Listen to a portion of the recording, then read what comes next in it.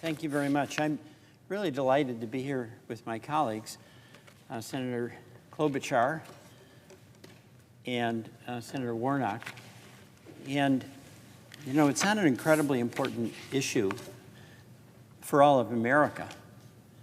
It's not a red state, blue state situation.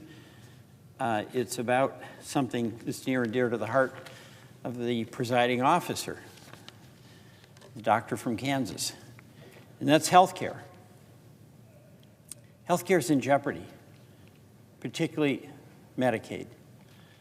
Medicaid is health care. It's health care for kids.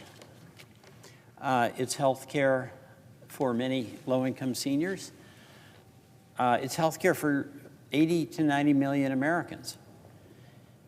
It is health care for folks who must live in nursing homes.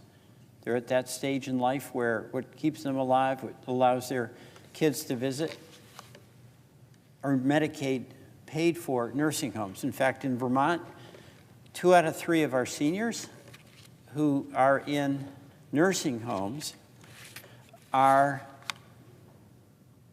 there only because of Medicaid. So this is important to families, to kids, to seniors. It's part of our healthcare system. And what is of concern, I think, to all of us, and I really want to emphasize, I think it's all of us, not the Democrats versus the Republicans, is wanting to have a healthcare system that's going to be there when people need it, that people are not denied access to health care because they're poor kids. They're not denied access to nursing home care because they've run out of their life savings.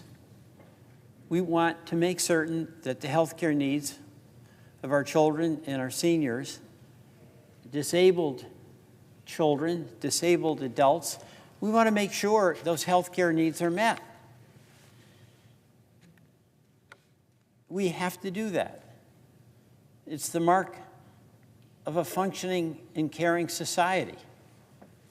And there's not anybody on either side of the aisle that doesn't want to do the best we can, not just for our kids, but for the kids that live in our community, that want to do the best we can, not just for our parents, but for all the parents that live in a community, that want to do the best for all folks who are disabled and need the special requirements that go along with life with a significant disability.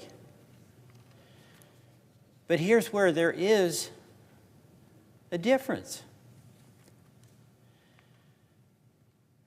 The tax bill is being proposed that will lower taxes is going to be paid for in significant part by drastic cuts to the Medicaid budget, maybe up to $800 billion. And in fact, in the House version of the reconciliation bill, the Energy and Commerce Committee, on which I served when I was in the House and has jurisdiction over Medicaid, was instructed in that resolution to come up with about $800 billion in savings. And what is the purpose of those savings? It's not to lower the national debt. It's not to invest in research and development.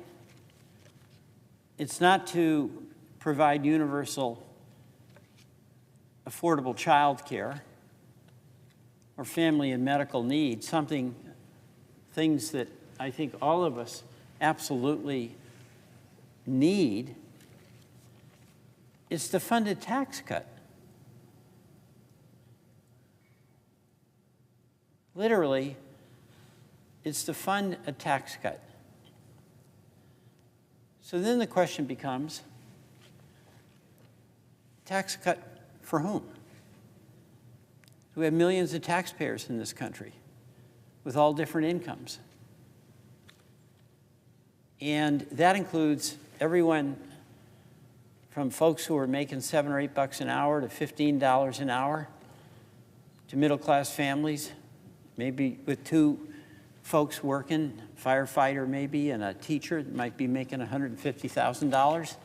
They have a couple of kids, still trying to really struggle at the end of each month to pay the bills, put aside a little money for college, put a little money aside hopefully for a 2-week vacation at some point during the day. Or that tax cut can be designed so it goes to folks who've really been riding the wave of the financialization of the economy, folks who have become billionaires. God bless them. Multinational corporations that have extremely strong balance sheets and really strong profits. Companies that already saw a tax cut in the last tax bill that exceeded what they even asked for. So the question that is really before this Congress has to be put in very concrete terms. It's not, are you for a tax cut? It's not, are you for Medicaid? Because probably every single one of us on both sides of the aisle would say yes to a tax cut, and we'd say yes to Medicaid. But we've got to be candid with one another and with the American people. That the tax cut that the majority is proposing,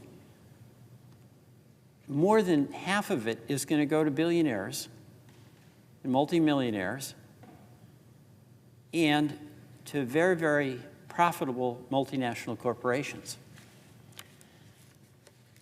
And in the design of the, quote, pay for, $800 billion is going to be taken away from the health care that provides essential health care to kids and to seniors and to disabled people.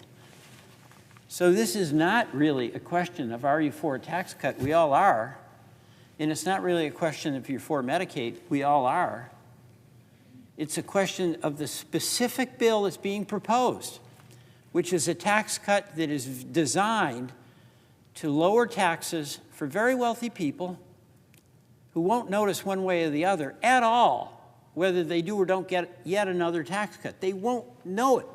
It won't affect them. It won't in any way have an impact on how they live their life day to day. It won't have any impact on their ability to put money aside for the kids that go to college. It won't have any impact on their ability to put money in a trust fund so their children and their grandchildren can live with total economic security. It will have no impact on that.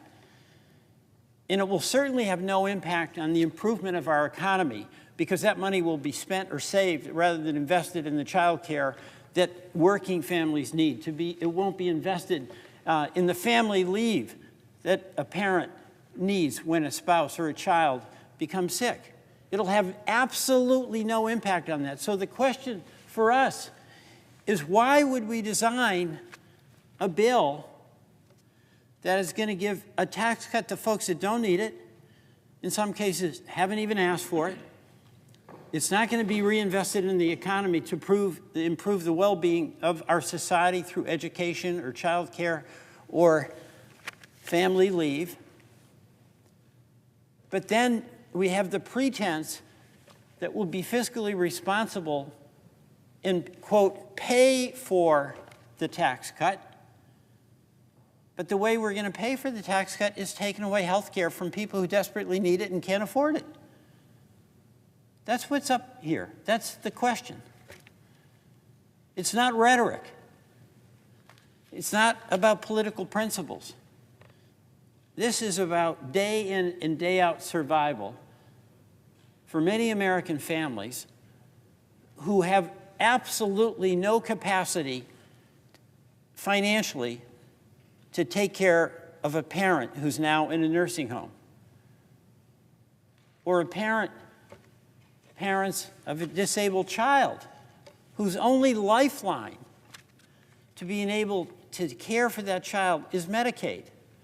And folks with a disabled child, as we know, it's an incredible challenge for them, and they meet it. It's amazing that a person, a family, they have the bad luck of having a disabled child, but they have the good heart that they can love that child as though it is the best child in the whole wide world. That's how they are. That's how Americans are. They accept what God gives them, and they love that child. But it makes a difference whether they can live their life if they have Medicaid that helps get that wheelchair, that may help them with a van so they can go out as a family. That's literally what we're talking about. This is real. This is consequential. This is not about polls and who's ahead and who's up and who's down. This is about a society through the United States Senate at this moment that is making a decision that we're going to give tax cuts to people who don't need them, haven't asked for them, but whose political supporters here are demanding them on their behalf, and give tax cuts to corporations that have had record profits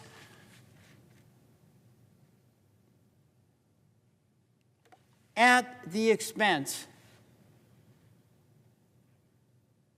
of taking away the health care that families in your community and mine totally depend on. This is wrong. This is wrong. You know, the most elemental thing that a family needs is some security that if they have a child or they have an elder parent, they're not going to leave them out in the street, kick them aside. And that's what is being proposed in this bill. That is what's being proposed. So, Mr. President, I hope we come to our senses here. And we just start with the proposition that whatever it is we do, whatever tax policy we believe is in the best interest of the American people, we start with the commitment that however we implement that policy, it will do no harm to the children in your community and mine, to the folks in nursing homes in your community and mine. We will do no harm. And that, Mr. President, is why it's so essential that we defeat this proposal. And I yield back the balance.